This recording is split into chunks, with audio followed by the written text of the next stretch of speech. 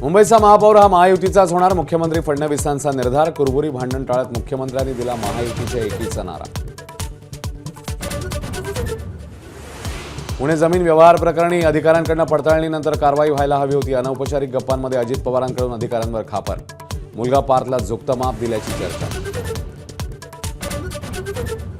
भाजपच्या वाढत्या विरोधानंतर अजित पवार मुंबईसाठी नवाब मलिकांच्या पाठीशी, तर महायुती म्हणून निर्णय घेऊ म्हणत शिवसेनेचा सावध पवित्रा. राज्यातील बेपत्ता मुलांच्या वाढत्या संख्येमुळे राज ठाकरेंना चिंता. मुलं पळवणाऱ्या आंतरराज्य टोळ्यात सक्रिय झाल्याचा आरोप. मुख्यमंत्र्यांना पत्र लिहून कारवाईची मागणी. नवी मुंबईत सर्वसामान्यांसाठी घर घेणं झालं स्वस्त. लॉटरीपूर्वी सिडकोच्या घरांच्या किमती 10% घटल्या. उपमुख्यमंत्री शिंदेंची घोषणा. संगमनेर तालुक्यातल्या जवळे कडलकमध्ये बिबट्याने घेतला 4 वर्षीय चिमुकल्याचा बळी. मृतदेह ताब्यात न घेण्याचा नातेवाईकांचा इशारा.